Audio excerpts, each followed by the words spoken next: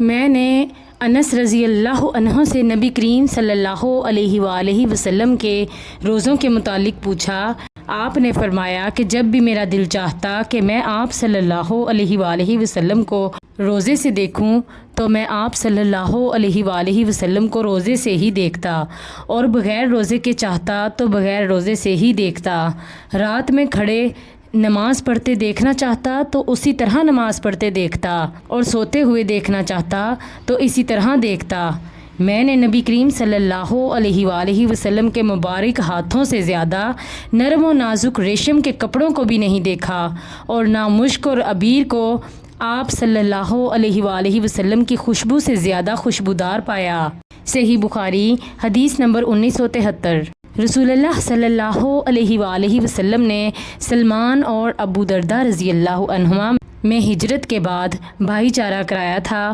ایک مرتبہ سلمان رضی اللہ عنہ ابو درداء رضی اللہ عنہ سے ملاقات کے لیے گئے تو ان کی عورت ام درداء رضی اللہ عنہا کو بہت پھٹے پرانے حال میں دیکھا۔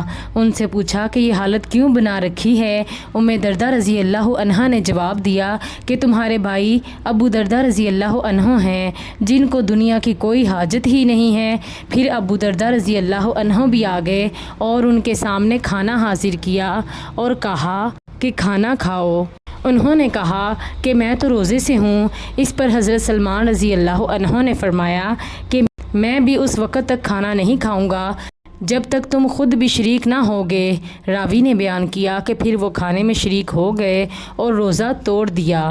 رات ہوئی تو ابو درداء رضی اللہ عنہ عبادت کے لیے اٹھے، اور اس مرتبہ بھی سلمان رضی اللہ عنہ نے فرمایا کہ ابھی سو جاؤ۔ پھر جب رات کا آخری حصہ ہوا تو سلمان رضی اللہ عنہ نے فرمایا کہ اچھا اب اٹھ جاؤ۔ چنانچہ دونوں نے نماز پڑھی۔ اس کے بعد سلمان رضی اللہ عنہ نے فرمایا کہ تمہارے رب کا بھی تم پر حق ہے، جان کا بھی تم پر حق ہے، اور تمہاری بیوی کا بھی تم پر حق ہے، اس لیے ہر حق والے کے حق کو ادا کرنا چاہیے۔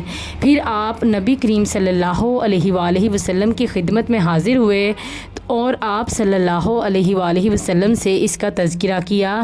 آپ صلی اللہ علیہ وآلہ وسلم نے فرمایا کہ سلمان رضی اللہ عنہ نے سچ کہا۔ صحیح بخاری حدیث نمبر 1968۔ نبی کریم صلی اللہ علیہ وآلہ وسلم نے دوبارہ فرمایا تم لوگ وصال سے بچو۔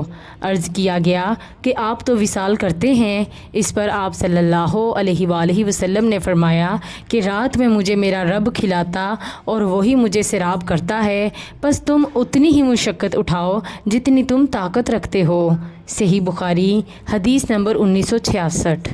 رسول اللہ صلی اللہ علیہ وآلہ وسلم نے فرمایا میری امت کے لوگوں میں اس وقت تک خیر باقی رہے گی جب تک وہ افطار میں جلدی کرتے رہیں گے۔ صحیح بخاری حدیث نمبر 1957۔